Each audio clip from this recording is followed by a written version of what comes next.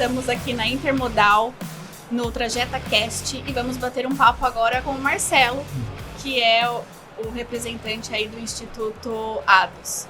Marcelo, conta pra gente um pouquinho o que é o Instituto ADOS e um pouquinho dessas pessoas em situação de refúgio. Tudo bem, gente? Bom, primeiro, obrigado pelo convite. Um prazer estar aqui. No primeiro, né, a gente poder estar aqui, então, uma honra. Bom, antes de mais nada, ADOS, né? Não é uma sigla, tá? Tem um monte de gente assim, a próxima pergunta. ADOS, refugiados, não. ADOS é uma palavra cujo radical vem do latim, que significa acesso, caminho, entrada. Acho que sintetiza bem aquilo que a gente busca fazer junto a essas pessoas. O que a gente faz? A gente vem aí há pouco mais de 15 anos prestando apoio a migrantes em situação de deslocamento forçado, não apenas a refugiados, né? Refugiados, solicitantes de refúgio, pessoas que têm visto humanitário, enfim, gente que está passando por algum processo de dificuldade no seu país e que por conta disso foi obrigado a se deslocar. O que é um refugiado na prática? É uma pessoa que teve que sair do seu país de origem ou de residência habitual por estar sendo perseguido em razão da sua raça, ou da sua religião, ou da sua nacionalidade, ou da sua opinião política, ou por pertencer a um determinado grupo social. Uma mulher, por exemplo. Em muitos países, o fato de ser mulher significa que você não terá os mesmos direitos que os homens. Tá? A comunidade LGBT+, por exemplo, ser gay, lésbica, trans em alguns países é passível de prisão, de apedrejamento em praça pública, enfim. Tá? Entende-se como refugiados também pessoas que vivem em países onde há violação de direitos humanos ou conflitos armados. A gente pode pegar casos recentes da Síria, do Afeganistão, da Ucrânia, enfim, onde tem esses acontecimentos, tem migração forçada e é com esse público que o ADOS atende. Legal. Você falou um pouquinho de nacionalidade, né? Tem algum país em específico que a gente costuma receber mais no Brasil? Ou tá bem misturado? Bastante.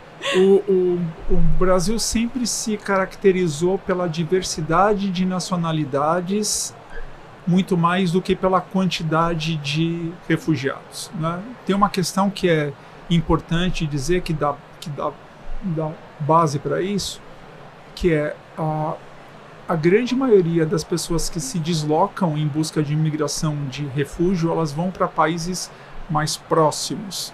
Elas cruzam fronteira e vão para os países que são vizinhos. Não à toa, hoje cerca de 80% dos refugiados no mundo estão em países pobres ou em países em desenvolvimento. Então a pessoa sai da Síria, vai para a Turquia, vai para a Jordânia, a pessoa sai do Congo, vai para Angola, a pessoa sai da Ucrânia, vai para Polônia, não vem para o Brasil. Muito distante. O Brasil está muito distante territorialmente dos principais focos de conflito no mundo. Então, o Brasil sempre se notabilizou pela diversidade de nacionalidades. O Brasil é o país hoje no mundo com o maior número de nacionalidades representadas por refugiados. São mais de 100 países. Tá? Mas o Brasil hoje tem cerca de 170 mil refugiados. É um número baixo. Vamos pegar o caso de um país próximo aqui. A Colômbia tem mais de 2 milhões. Nossa. Só de venezuelanos. Uau. Tá? É bem baixo. É muito baixo ainda, né? Tendo em vista o tamanho do país, as condições que o país tem de receber mais gente, né? Então a gente ainda recebe um público pequeno. O maior contingente hoje, o maior grupo de migrantes refugiados vem da Venezuela. Não à toa um país mais próximo, então reforça essa lógica, tá? Mas a gente tem gente aqui da Síria, hoje, os países mais representativos. Venezuela, Síria, Angola, Afeganistão, Haiti, são os países mais representativos. Essas pessoas, elas já chegam muito sensibilizadas, né, por tudo, por deixar seu país, sua cultura. E quando elas chegam, a gente imagina que elas devem enfrentar muitas dificuldades, principalmente quando elas são inseridas no ambiente de trabalho. Isso chega para vocês? Quais as maiores dificuldades, necessidades? Acredito que tem toda uma questão de idioma, né? Quando a gente fala aí de um espanhol, ainda a gente está sempre no nosso portunhol, mas quando vem uma pessoa da Síria ou de Ucrânia, eu imagino que elas devam ter muitas dificuldades também nesse sentido, né? Esse é um dos motivos pelos quais eles se deslocam para os países mais próximos, né? Então eu permaneço próximo do meu país. Então, caso aquilo que motivou o meu deslocamento deixe de existir, eu tenho uma possibilidade mais efetiva do retorno, tá? Mas também por uma questão de proximidade cultural, da língua, do clima, da forma de ser das pessoas, enfim, né? Da religião e por aí vai, né? O Brasil é um país, para muitos deles, foi a única alternativa viável, para muitos deles. Isso eu digo assim, de ouvir deles próprios, né? Muitos sírios que vieram para o Brasil 5, 10 anos atrás, relatam muito isso. Eu tentei ir para a França, não me aceitaram. Tentei ir para o Canadá, não me aceitaram. Para os Estados Unidos, idem. Eu soube que o Brasil estava facilitando a entrada dos sírios. Aí vim para o Brasil. Tá? Então, você imagina um sírio. Os homens, a maioria dos sírios homens com os quais a gente tem contato, além do árabe, eles têm um bom nível de inglês. Tá? As mulheres, nem todas, na verdade, a minoria. Tá? Então, só falam árabe. Então, você imagina você ter uma aula de você chegar num país, você se comunicando em árabe num país onde poucos falam inglês. Então, já tem um choque de início. Assim, se a gente fosse elencar os desafios mais presentes, assim, o Brasil é um país que está de portas abertas, mas ao mesmo tempo tem políticas públicas muito frágeis no processo de integração local. Aqui funciona bem a parte da proteção e da documentação. Então eles chegam, eles vão ter carteira de trabalho, CPF, protocolo de refúgio, isso funciona bem, tá? Então é um dos pontos super positivos que nós temos aqui. Então, alguém chega, eles não são refugiados quando da sua chegada. Eles chegam, eles serão solicitantes de refúgio. Então é um processo que passa pela Polícia Federal, lá eles formalizam o pedido de refúgio. Isso é encaminhado por um órgão em Brasília chamado CONARE, que é a sigla para Comitê Nacional para Refugiados. Então, um membro do CONARE vai chamar esse solicitante de refúgio por uma conversa, e com base nessa conversa, o caso de cada um vai ser julgado individualmente. Ele chega no país sem saber se ele vai ser aceito ou não? Todos eles. Não existe uma solicitação prévia. Então eles vêm no risco de ser aceito ou não. Isso não só no Brasil, isso qualquer no mundo país. todo. Entendi. Tá? Então assim, não é possível você pedir refúgio estando no seu país de origem ou num terceiro país. Se eu quero ser um refugiado no Brasil, eu tenho que estar no Brasil para solicitar refúgio. Tá? Isso é no mundo todo. Entendi. Tá? É uma regra universal. Então, quem julga os casos no Brasil é o CONARE, que está alocado dentro do Ministério da Justiça. Enquanto o caso deles não é julgado, eles são solicitantes de refúgio. Só que mesmo na condição de solicitantes de refúgio, eles já têm CPF, carteira de trabalho, podem trabalhar, estudar. Isso é um benefício que poucos países concedem. Tá? Então, isso é algo bacana no Brasil. Então, isso funciona bem no Brasil. Agora, questões práticas de aula de português, um curso de qualificação, inclusão no mercado de trabalho, moradia provisória, grande parte dessas ações são realizadas, isso historicamente no Brasil, por organizações não governamentais como o Instituto ADOS, organizações religiosas, principalmente em relação à moradia. Tá? Então, o governo ele tem um papel bastante omisso, fraco no possibilitar um processo de integração efetiva. Entendi. Tá? Então, tendo essa realidade como base, eles chegam num país onde a estrutura para possibilitar a integração deles é frágil. E aí chegam num país onde o idioma que eles falam não é compreendido, pouca né? gente fala. A gente fala muito do Brasil como um país que é acolhedor a tudo e a todos. Não funciona bem assim. Né? Qualquer um que está nos ouvindo agora, está nos vendo, faça um teste. Entra na internet, acesse qualquer matéria que fale sobre refugiados, especificamente sobre refugiados, e leia os comentários. Né? Pelo menos 70% dos comentários são negativos. Tá? Por que o país está recebendo essas pessoas? A gente não dá condição nem dos nossos próprios problemas. Tá? Essas pessoas estão vindo para cá para ser um fardo, um peso, para gerar custo, para lotar os postos de saúde, os hospitais, enfim. Né? Só que esse tipo de comentário não é visto quando a gente recebe aqui um estadunidense, um francês, um japonês. Então, o problema não é o receber um imigrante, é quem são esses imigrantes. Então, já há uma pecha, já há um estigma sobre a palavra refugiado. Então, isso gera preconceitos, estereótipos, o que dificulta no seu processo de integração mais ampliada. E aí a questão das empresas. Tá? Não à toa, quando a gente vai ter essa relação com as empresas, para a contratação desses imigrantes, a gente sempre faz um trabalho prévio que é de sensibilização, que é de conscientização, que há muitas dúvidas, desde dúvidas básicas, que são normais, eles têm documentação ou não.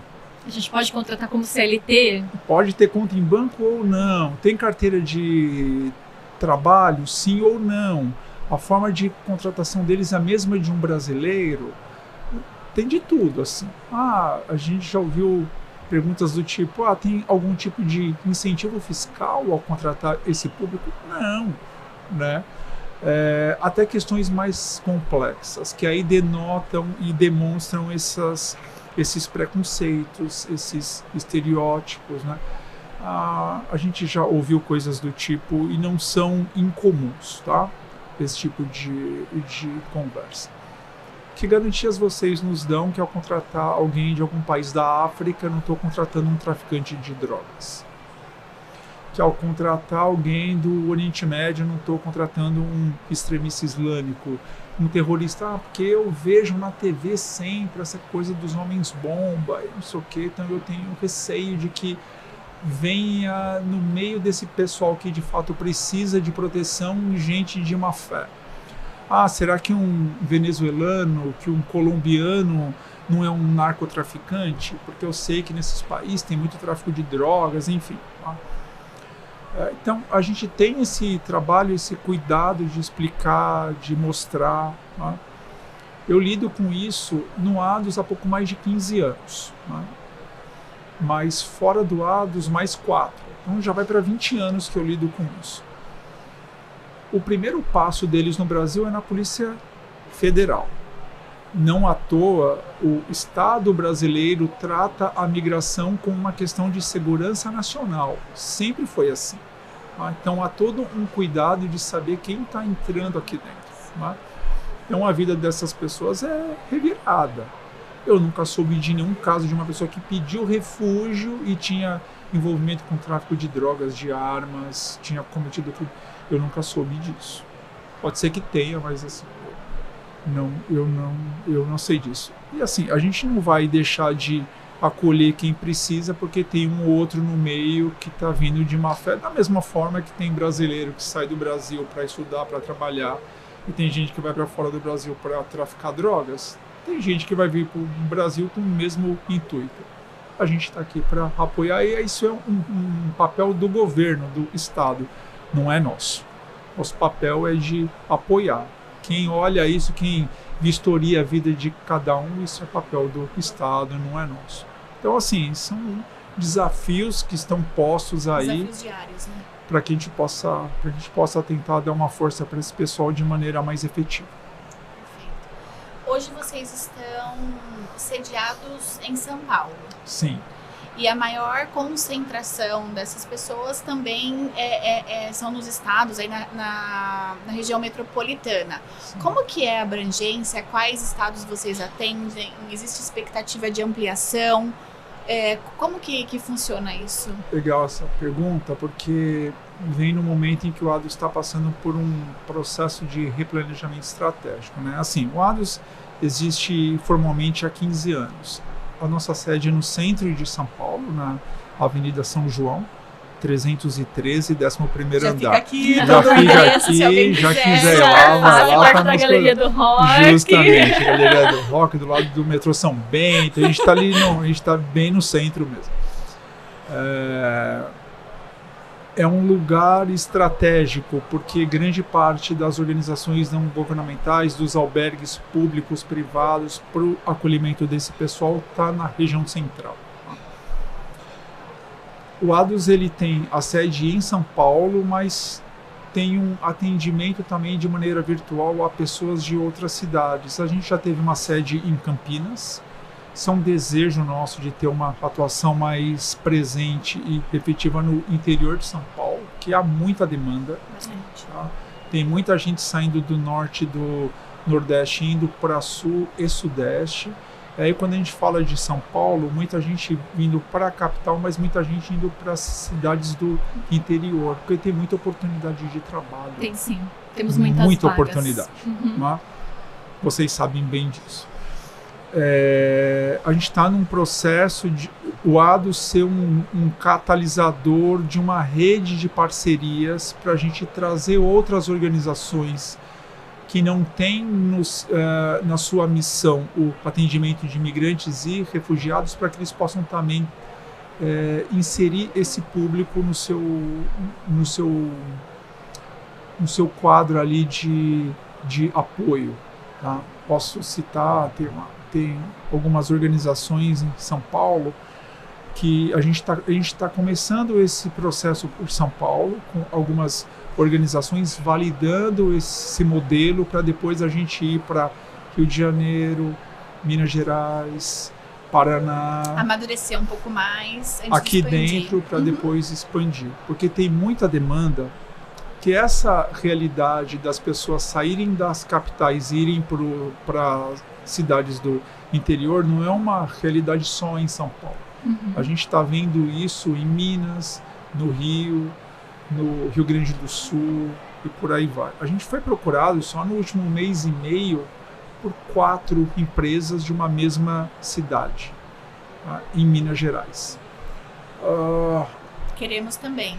É. 5 agora. Ai, meu Deus do céu. Extrema. Temos em Extrema. Pouso Alegre. Extrema. Assim, a gente falou assim, puxa vida, 4 empresas em pouco Que é uma mais de região 30... que cresceu muito com a demanda de trabalho. Tem muita empresa e não acham mão de obra. Uhum. E a gente sabe que tem refugiados em Extrema. Tá? Então, assim, o nosso papel também vai ser de fazer um advocacy junto a prefeituras locais, de cidades de menor expressão, mas onde há uma presença cada vez mais significativa de imigrantes e refugiados. Então, o ADOS está nesse processo. Então, assim, caso tenha empresas que queiram contratar migrantes e refugiados no interior de São Paulo e mesmo em outros estados, podem nos procurar, que mesmo que o ADOS não consiga dar conta disso hoje diretamente, a gente tem uma rede de parceiros em vários outros estados e a gente faz esse meio de campo. Legal. E como que é a parceria do Instituto ADOS com as empresas? Qual é o apoio, o intermédio que vocês fazem entre as pessoas em situação de refúgio com as empresas? Olha, quando se trata de empresas, tem um leque de possibilidades. Tá? Tem empresas que nos procuram para contratar gente. Isso uma empresa de recrutamento e seleção, uma extensão. Justamente. Então, o ADOS é como se fosse um grande RH. Tá bom. Né? Então, assim, eu estou em busca de 50 pessoas para trabalhar aqui na cidade X. O ADOS faz um meio de campo. Então, o ADOS recebe o imigrante, refugiado, a gente cadastra eles num banco de dados, com dados básicos, e isso gera um currículo automaticamente que fica ali armazenado. Então a gente tem hoje cerca de 15, 16 mil currículos prontos ali, né? E a gente atende cerca de 400 novos imigrantes todo mês. Então isso vai crescendo exponencialmente. E a gente vai começar também, só um parênteses, a gente vai começar um processo para chegar a imigrantes que moram em outras cidades e em outros estados, porque a maioria do pessoal que o ADOS tem contato reside na cidade de São Paulo. A gente vai começar um movimento virtual para que eles façam um pré-cadastro numa plataforma virtual para que depois a gente possa, por telefone, preencher e concluir esse processo com esses migrantes. Até para que a gente consiga dar uma capilaridade e um suporte maior para essas empresas que estão em busca de mão de obra. Então eu estou falando aqui de contratação, né? Então a gente tem o cadastro deles e aí a empresa nos procura. Estou em busca de mão de obra, a gente pega o perfil da vaga, perfil do candidato e faz o link, faz o vínculo entre essas duas pontas, faz a ponte entre eles e aí a empresa segue e toca. E uma vez contratados, a gente faz um acompanhamento por 6 meses, dando todo o apoio que a empresa e que os imigrantes precisam, e isso não tem nenhum custo. Tem empresas que nos apoiam financeiramente. O nosso trabalho é um trabalho social, mas que é um trabalho profissional. Tem gente que está ali, que trabalha no ADOS, não são só voluntários, tem membros fixos, isso gera um custo. Tem né? uma folha de pagamento, assim como enfim, numa encargos, empresa. Impostos. A diferença é que nós não temos fins lucrativos, mas tem um custo, né? Espaço físico, pessoal e por aí vai. Como que a gente se mantém? Um dos meios são doações de empresas, né? E aí tem recursos diretos que não são abatidos de impostos e tem recursos incentivados, que aí via leis de incentivo fiscal. Tá?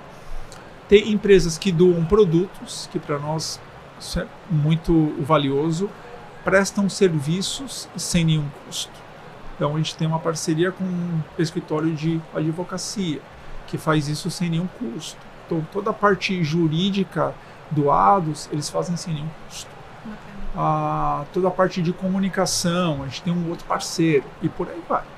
Tá? Então assim, isso para nós também é valiosíssimo e é dinheiro da mesma forma, que a gente já tem que pagar por uma empresa, nós temos isso sem nenhum custo. Tem empresas que contratam serviços que o ADOS presta. Tá? Isso é legal. Isso também é legal, não que os outros não sejam, né? Esse brilha os olhos, né? Conta pra gente. Porque assim, o ADOS, além das ações que a gente faz com os refugiados lá, a gente tem 3 programas. Tá? O de regularização migratória. Então, o pessoal chega até em busca de uma carteira de trabalho, de um CPF, de um agendamento na polícia para dar entrada no pedido de refúgio. O ADOS cuida de tudo isso. O segundo passo é dar aula de português. E, por fim, inserir eles no mercado de trabalho, fazer esse meio de campo entre eles e as empresas. Então, todas essas 3 ações, elas visam, no final das contas, geração de renda. Tá? Só que nem todo mundo quer ir por um caminho de ser inserido no mercado formal de trabalho. Tem gente que fala assim, não, eu tenho outros conhecimentos que me permitem trabalhar por conta, né? E a gente fez um mapeamento entre esse grupo para entender quais conhecimentos se destacavam. E a gente viu 2 frentes, na verdade 3. Os idiomas que eles falam, quase todos eles falam, além do português, ou inglês, ou espanhol, ou francês, ou árabe. Alguns falam 2, 3, 4 idiomas. Tem gente muito boa vindo para cá.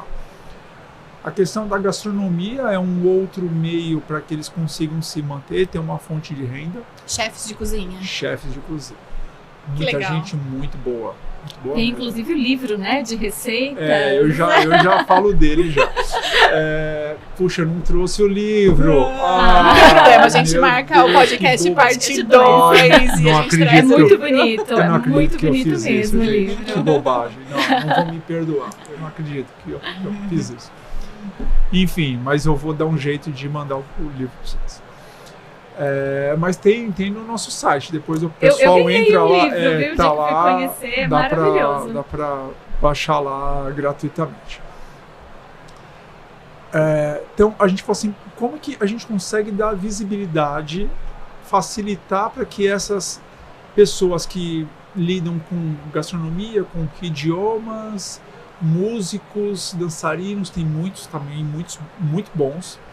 Como é que a gente consegue realizar projetos para dar visibilidade para eles? Porque no final das contas também é uma geração de renda, claro, e tem tudo a ver com aquilo que o ADUS faz.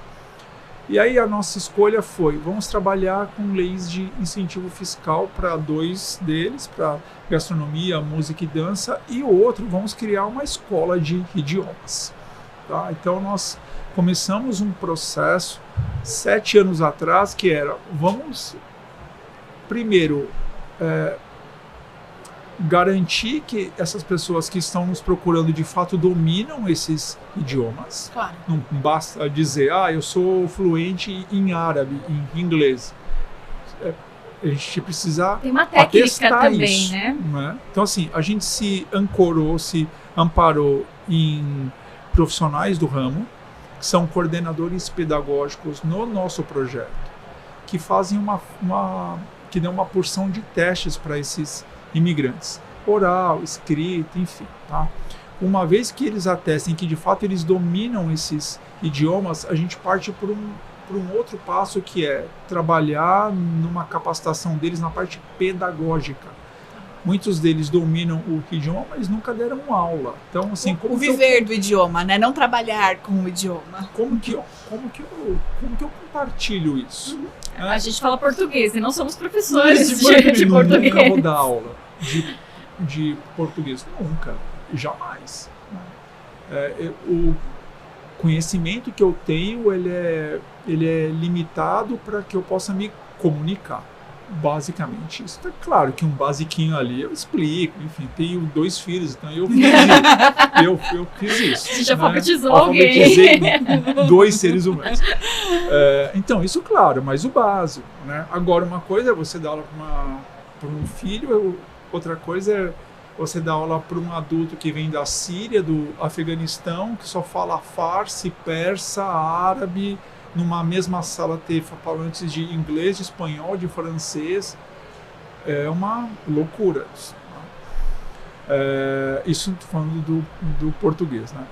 E aí a gente, feito isso, a gente trabalha numa capacitação para que eles possam compartilhar esse conhecimento que eles têm. E aí um outro passo foi, vamos criar a nossa própria escola. Então, parte desse pessoal que o ADUS capacita, eles vão dar aula, eles por conta própria, em outras escolas, e parte vem para dentro do próprio projeto, né? E a gente faz um meio de campo entre eles e empresas. Então tem empresas que contratam aulas de inglês, de francês ou de espanhol e oferecem como um benefício aos seus colaboradores.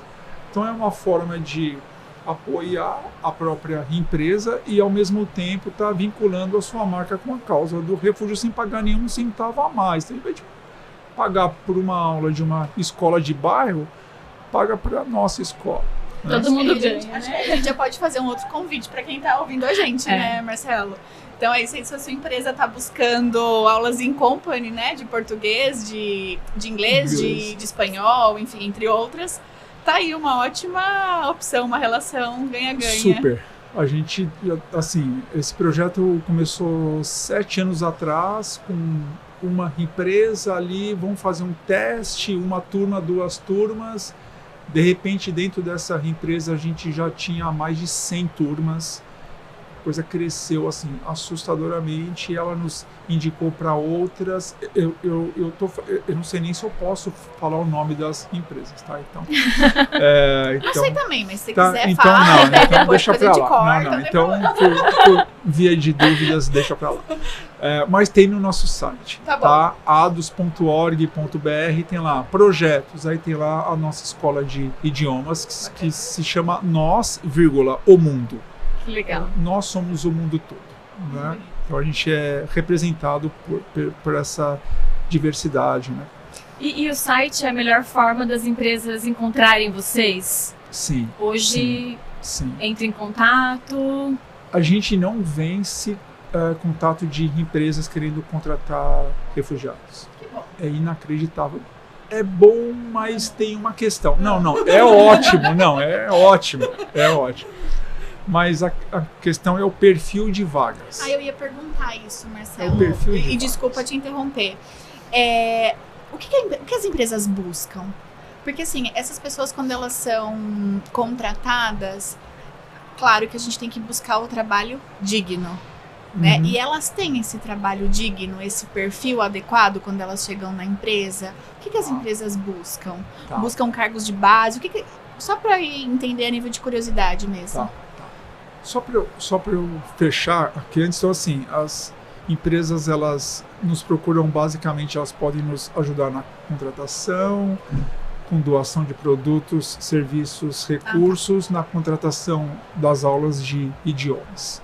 Tá? Então assim, basicamente estão querendo apoiar e vincular a sua marca à causa, nos procurem porque... E é dessa forma que o ADOS se mantém. Justamente. Perfeito. Das aulas de idiomas, metade do valor pago pela empresa é do professor, metade.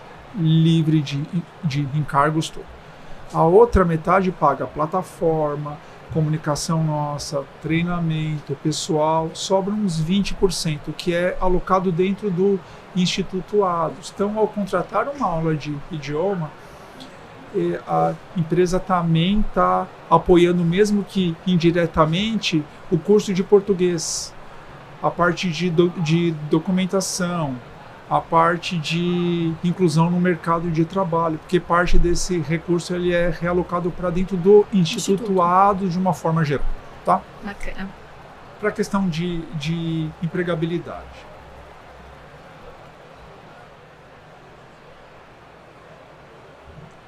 Geralmente, as empresas, quando nos procuram, é porque não conseguem suprir. Claro que tem suas exceções, mas via de regra é isso. Eu não consigo mais suprir minha carência de mão de obra com brasileiros, então eu vou em busca de imigrantes refugiados. Quem sabe essas pessoas dão um valor? A gente ouve isso constantemente. E devem ser mais vagas operacionais, né? 98%. Então, assim, brasileiro não quer mais trabalhar. Então, eu vou buscar essas pessoas que a gente ouve isso direto, né? O problema não é que as pessoas não querem trabalhar, o problema é que se paga muito pouco, né? Então, assim, são trabalhos muito trabalhosos, custosos, cansativos e que se paga muito pouco. Via de regra é isso.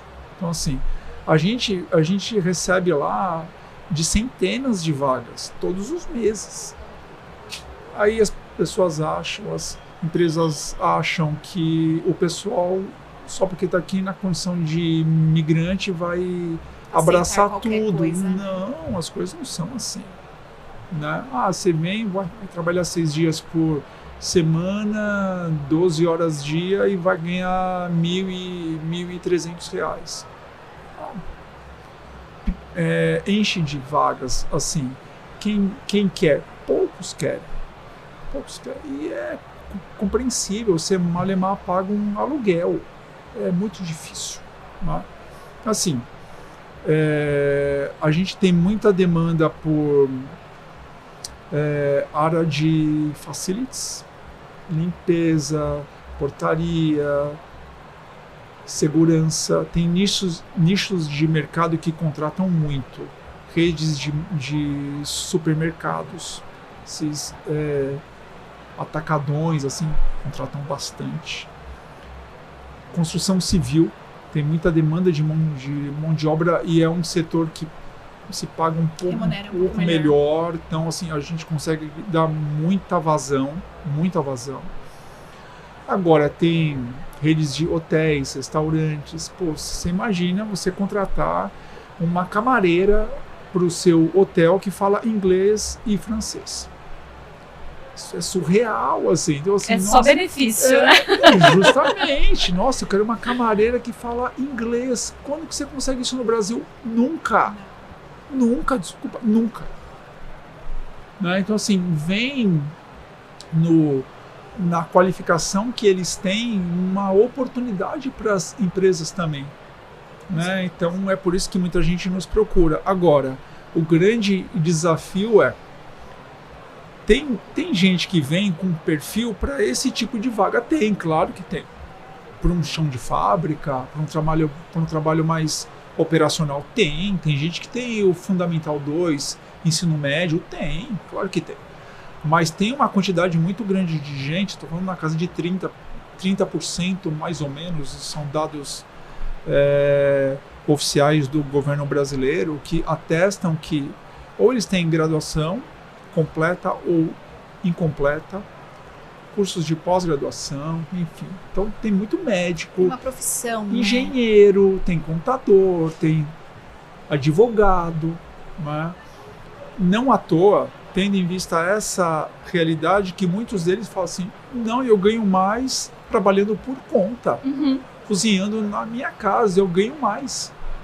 Então eu não quero um trabalho que eu vou ganhar 1.500 se eu por conta própria tenho condições, tenho conhecimento para ganhar mais do que isso. Tá? Por isso que muitos deles vão para o empreendedorismo. Tá?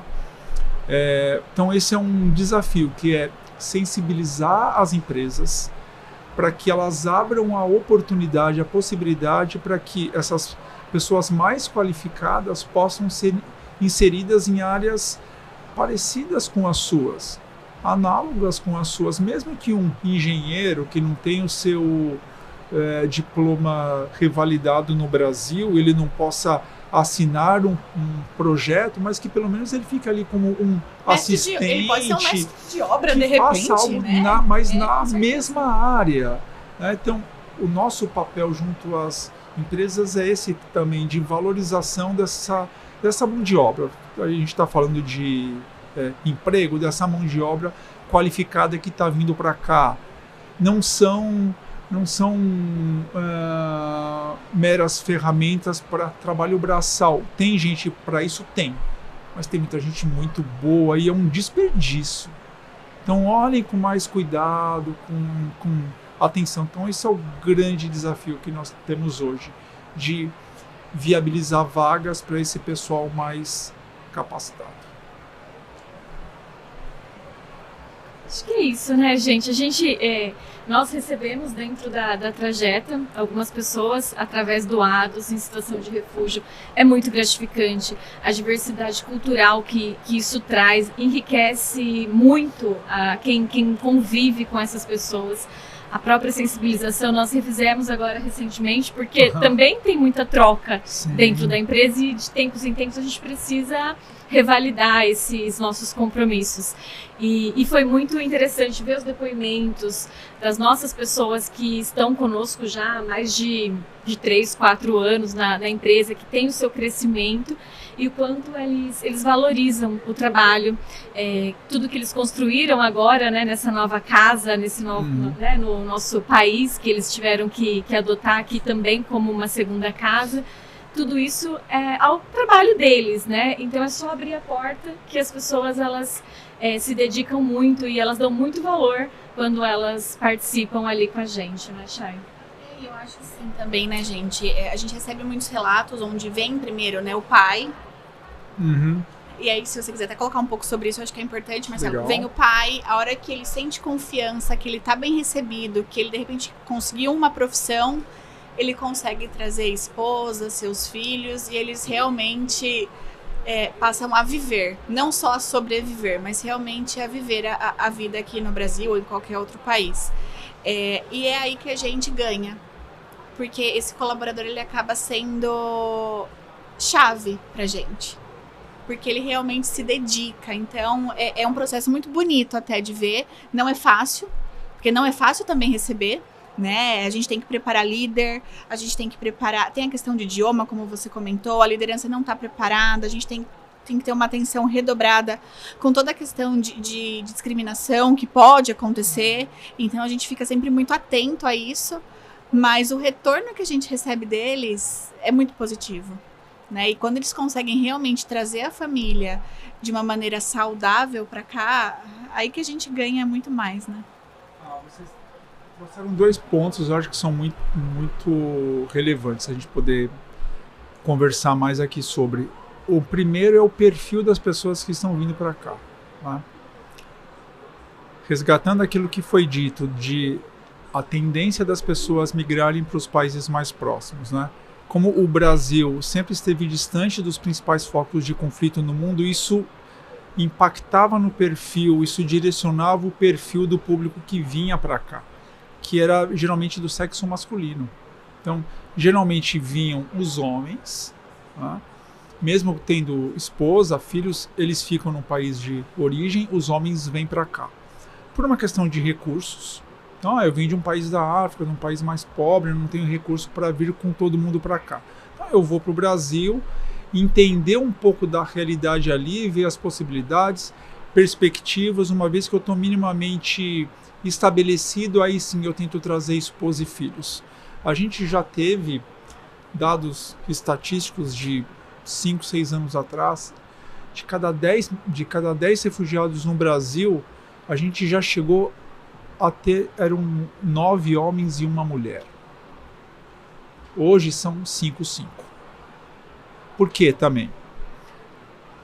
Tem chegado gente de países como Síria, Afeganistão, onde o pessoal tem uma condição financeira um pouco melhor e vem todos juntos. Vem esposa, vem os filhos. Então cresceu esse movimento de gente dos países do Oriente Médio, fez crescer muito a quantidade de crianças no Brasil, tá? Com essa migração mais recente de haitianos, venezuelanos, agora cubanos, gente próxima, né, territorialmente ao Brasil, também tem vindo muita mulher e muita criança, tá? Falando das empresas, a gente ouve muita empresa dizendo, mas vai dar trabalho, né? Vai dar trabalho, só olha pelo lado negativo da coisa. Tem uma série de estudos sérios de empresas, de governos no Brasil, na comunidade europeia, isso já é uma constante, já faz alguns anos, dos benefícios que a diversidade traz para dentro do ambiente de trabalho. São estudos concretos, não com base em achismos, tá? Quão relevante é para uma empresa que tem na sua equipe a diversidade posta. Que essa diversidade de nacionalidades, de formas de ver o mundo, de vivências, de experiências, ela se traduz quase sempre em novas ideias, em inovação, engajamento. Assim, a gente vê isso constantemente, né? Tem algumas empresas no Brasil que se destacam no sentido de contratar grandes contingentes de imigrantes, refugiados, e eu, para além do ADOS, tenho uma trajetória acadêmica e eu faço várias pesquisas sobre o tema. E a minha última pesquisa foi justamente sobre isso, né? Entender os benefícios que as empresas enxergam, detectam ao contratar migrantes e refugiados. Houve muita coisa nesse sentido, né? olha, dá trabalho, eu tenho que capacitar os líderes, porque vai chegar um rapaz que só fala inglês, que o português dele é bem mais ou menos, mas isso com o tempo passa, né? Então, assim, pensa que você vai ter alguém que fale inglês, não alguém que ainda não fala o português, porque ele chega lá. Mas é muito legal. Ele chega lá. Os que nós temos, de uma maneira indireta, eles acabam ensinando o idioma para os colegas de trabalho, para o líder, para o gestor. Então, é um benefício. Isso leva os nossos a se mexerem, a buscarem se qualificar, né? Pô, se a empresa quer alçar voos maiores, quer fazer negócios na América Latina, Europa, tem que falar outro idioma, né? Mas a tendência muitas vezes é essa, no começo um certo receio, um certo medo, que parte desse lugar de quem é essa pessoa que eu estou trazendo, que eu não conheço. Então o desconhecido gera medo, receio, é normal, né? Mas tem um outro medo, tem um outro temor, que é o do trabalho que isso vai dar. Poxa, eu vou ter que me dedicar, o meu líder vai ter que... mas esse imigrante que vem da Síria, do Afeganistão, que é muçulmano, mas esse pessoal reza não sei quantas vezes por dia, né? E será que... E aí a gente fala, mas custa por 5 minutinhos, ao longo de, sei lá, 2, 3 vezes ao longo do dia, ele sair rapidinho, ir numa salinha, hora, reza e volta. É o tempo que o brasileiro vai lá e fuma um cigarro e toma um café. Ele vai só... Isso é importante para ele, né? Não é só receber, é acolher. Né? Tem uma diferença muito grande. Né? Eu recebo, ele está aqui dentro, mas não, eu não faço nada para que ele se sinta bem, né? Não é tratar, não é mimar, não é isso.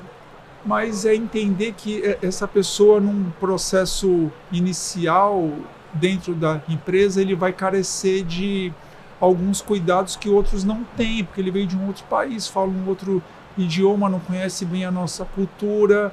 A comida, né? Quando a gente sente falta de comer um arroz com feijão, quando a gente não está no Brasil, então imagina para eles, né? Não ter a comida típica deles todos os dias. E para além disso, você vai contratar um muçulmano, não come carne de porco. Não come carne de porco. Né? Mas tem isso daqui para todo mundo. Se ele quiser, coma. Se ele não quiser, ele não come. Então, assim, se no feijão tiver um pedacinho de bacon, ele já não come mais. Ele não come. Simples assim. Mas que frescura. Pode ser para você. Para ele não é. Para ele não é. Então, assim, lidar com essa diversidade de nacionalidades, de cultura, nos impõe sair um pouco da nossa caixa, expandir um pouco os nossos horizontes. Isso nas nossas relações do dia a dia e dentro da empresa, isso vai ser uma realidade também, né? Mas é tentar não se apegar a esses desafios iniciais e tentar enxergar mais no longo prazo o que de positivo isso pode trazer para dentro das empresas e gera um senso de engajamento, de camaradagem e de apoio entre os colaboradores brasileiros com esse pessoal que é orgânico. Naturalmente isso vai se dando, isso gera um sentimento de coletividade dentro das empresas também. E é só quando a gente convive que a gente para de julgar, né? Quando a gente entende a necessidade da outra pessoa, aí você só entende e respeita e para com esse sentimento de julgamento. Tem umas coisas que eu não consigo compreender. Eu acho que, por exemplo, a gente tem falado muito aqui da questão dos preconceitos, né? Mas por que esse pessoal está vindo para cá? Enfim. Um dado relevante. Se a gente juntar todos os imigrantes que vivem no Brasil hoje, na casa de 1.100.000, 1.200.000 pessoas. Tá? Isso dá 0,5%, né, do público total que nós temos aqui. Brasileiros que vivem fora do Brasil hoje está na casa de 3 milhões de pessoas. Então, tem muito mais brasileiros nacionais de um único país que vivem fora do Brasil do que a soma de todos eles dentro do Brasil. Né? Então, assim, eu não entendo essa lógica do quero ser tratado bem quando estou fora do Brasil, mas trato mal quando vem alguém de fora porque eu não me identifico, simplesmente porque eu não me identifico com essa pessoa. E a falta de identificação geralmente é fruto do país de origem dela, da religião dela, né, da cor da pele. Que a gente vê na TV, né? É isso. Assim, se a gente já tem essas cisões dentro do próprio Brasil, né, vamos separar sul, sudeste do norte, nordeste. Né? Se já há esses preconceitos, essa visão estereotipada dentro do próprio país, imagina para certos públicos que vêm de fora para cá. Então isso é um grande desafio. Né? E as empresas têm um papel fundamental, porque ao contratar, essa pessoa passa a voltar a ter dignidade. E a dignidade é simples assim. O básico é ter uma fonte de renda importante para que a pessoa possa caminhar com as próprias pernas. E é só isso que eles estão pedindo, né? É isso. Ninguém quer nada demais, só é ter onde morar, é ter onde estudar, é ter o que comer. É ter uma vida como nós temos. Exatamente. Ter amigos, ter relações, ter condições de ir no mercado e comprar aquilo que eu preciso, pelo menos o básico. E isso é fruto de renda. E para a maioria deles é a inclusão no mercado de trabalho. Então, que tenham cada vez mais empresas aí que se disponham a dar essa oportunidade. Né? Acho que esse é o principal recado nosso. Com certeza. Que muitas empresas possam fazer essa ação, entrar em contato com vocês, contratar essas pessoas, porque o retorno é sensacional. Façam um teste.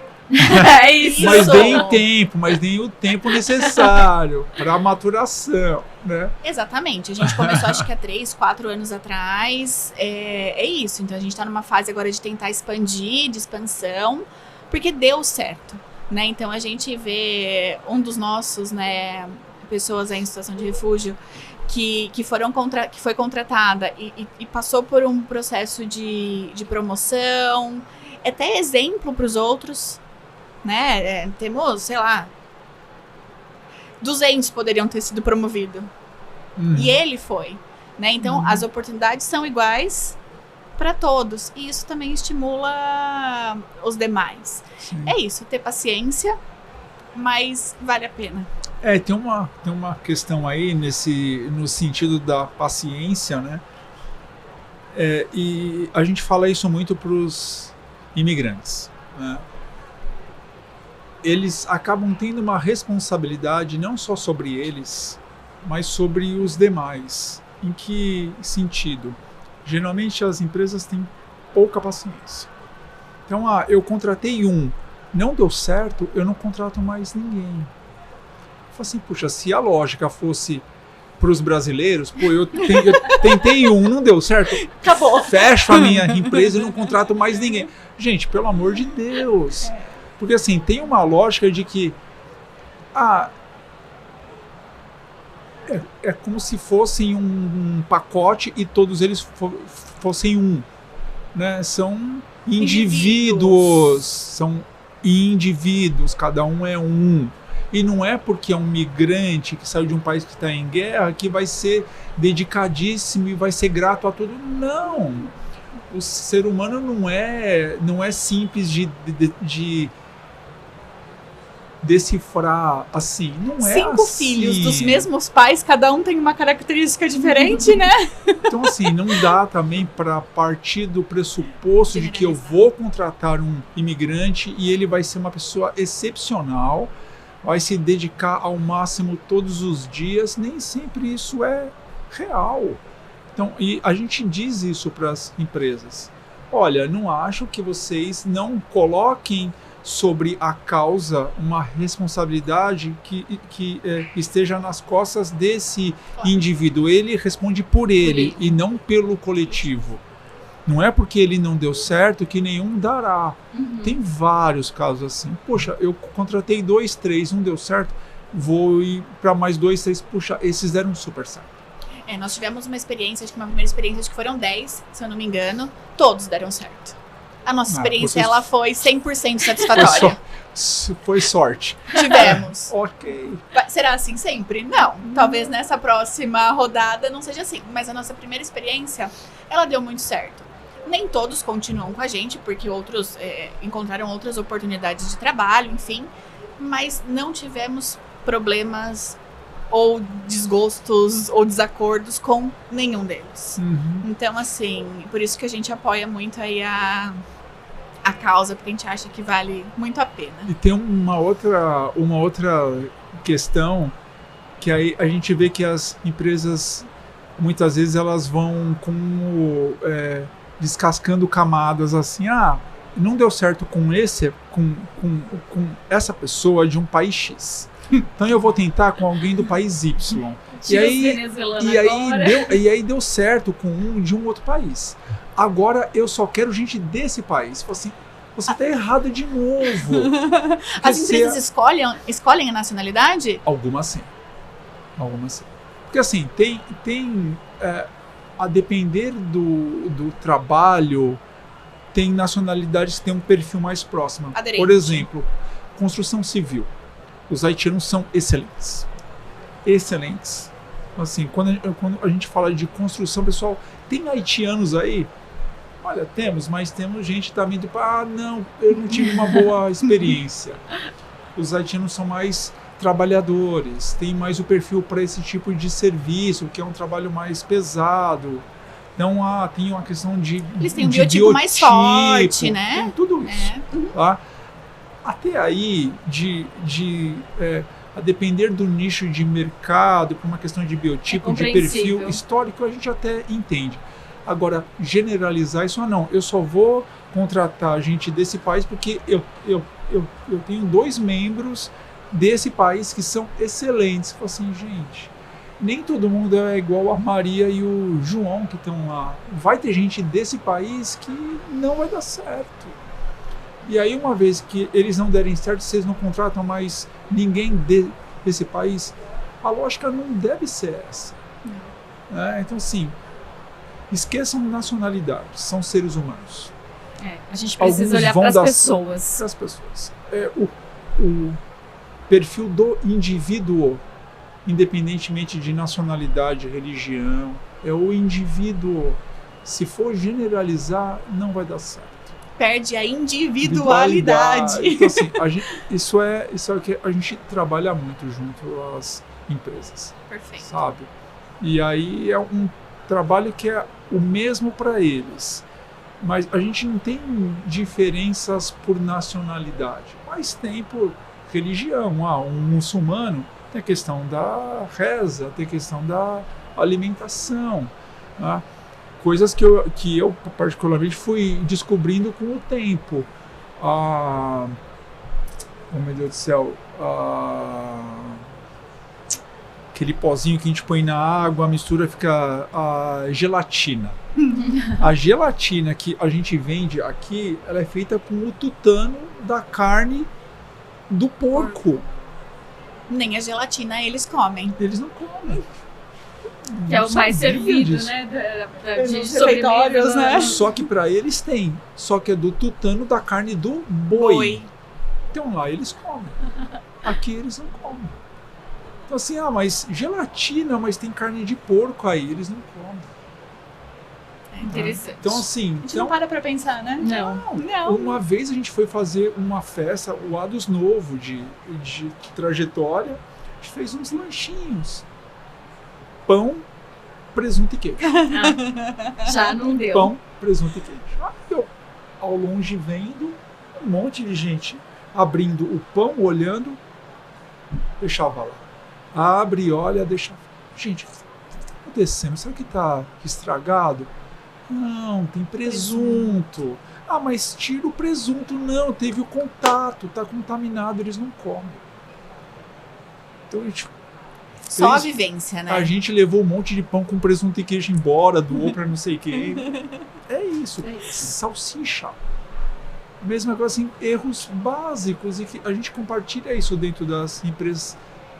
Será que é tão custoso para a empresa? Ah, eu vou servir um pão com presunto e queijo. Ok, serve algum só com queijo. Só isso. Vai gastar menos, inclusive, né? Só com queijo. Sabe? Ah, mas a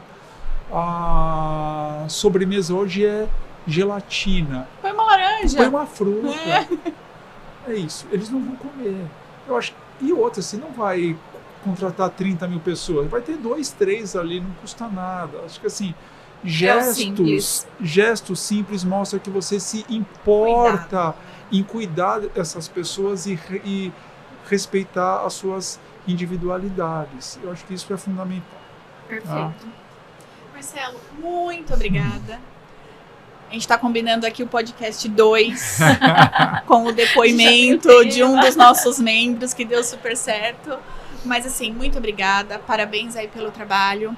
Reforça aí para quem está nos ouvindo que gostaria de contratar o Ados, como que eles encontram e se você tiver alguma outra informação importante, também compartilha aí com os nossos super ouvintes. Legal. Deixa uma mensagem aí pro pessoal das outras empresas também, para que eles fiquem com a vontade assim de tê-los por perto.